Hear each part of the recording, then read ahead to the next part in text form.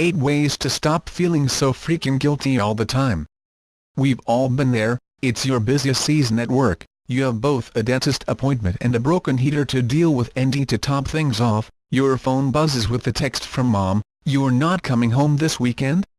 We never see you anymore." Oh, and what's that in your Gmail?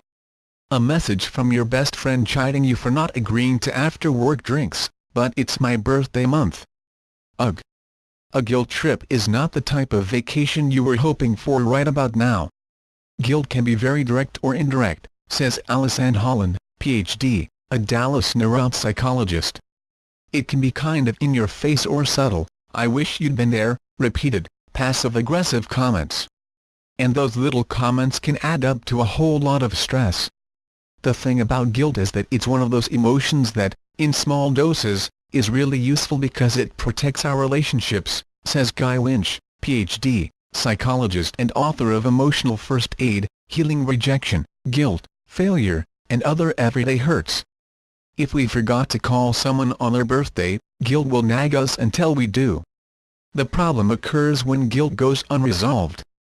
If you think of the mind as something that has a limited amount of computational power and emotional energy, guilt sucks up a lot of that, says Winch.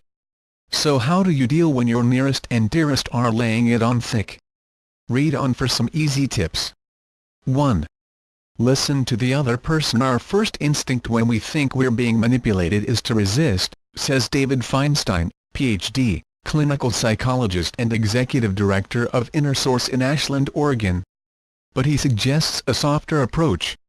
Begin by hearing what the person is asking for, rather than saying no immediately, to let them know that you understand what they're saying, he says. For example, if your mom wants you to come visit, Feinstein recommends saying something like, "I hear you, it sounds like it's really important to you that I come over and it would be lonely with none of your kids there." 2.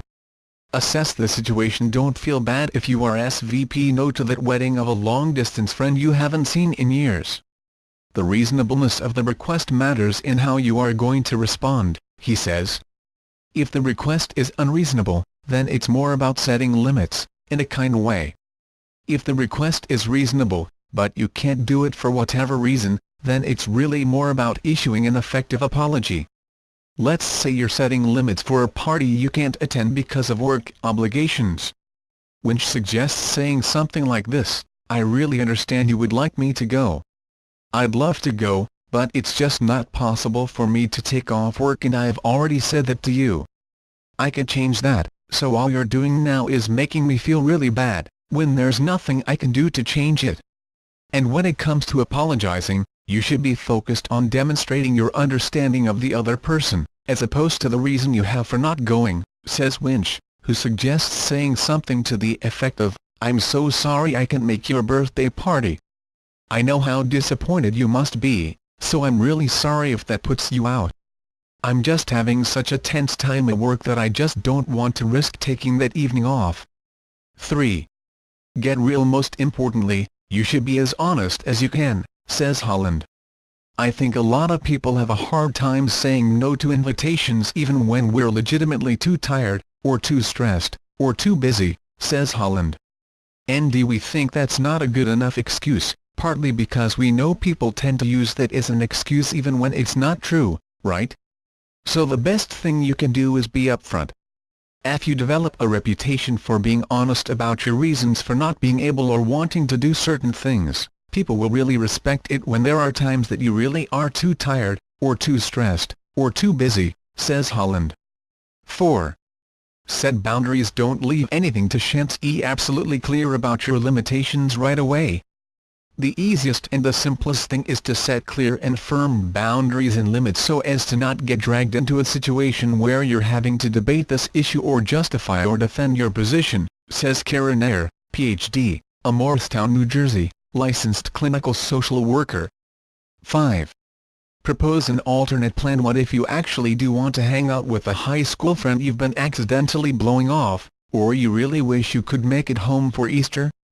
Make sure to let the person extending the invite know that you wish you could make it and set up another time to see her. Holland suggests saying something to this effect, "I really would love to be there for you, but it's busy season at work and I'm feeling too run down to go to that party tomorrow night. Then make firm plans to make it up to him or her later. 6. Talk to the guilty party. It often seems like the same people nag us about social engagements over and over. In situations like that, says Holland, it's a good idea to address the issue head-on. If it's a chronic problem with a particular person, just take the time to talk to that person when an invitation is not on the table, she says. Taking the time to sit down and say, you know, I really value your friendship, but I can't always accept every invitation.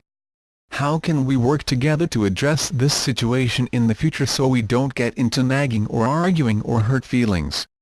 Doing that at a time when there's not an active issue can be helpful because there's not a specific situation that you're arguing about. 7. Keep it moving. What if your mom refuses to budge when you tell her that you really can't make the 500-mile trip home in the middle of marathon training? Sometimes, you just let it go. Acknowledge what the person is saying, but then move on, says Air. Say something like, I'm sorry, Mom, that you feel that way. It has to be hard to be alone at this time of the year. I unfortunately have other commitments, but I will connect with you on X date. 8. Self-reflect. We feel guilt can do a number on you. So, it's important to find time to chill and put the kibosh on any negative feelings you might have about a situation. Reflection is a very powerful way to deal with guilt, both as a receiver or if you're tending to use guilt, says Feinstein.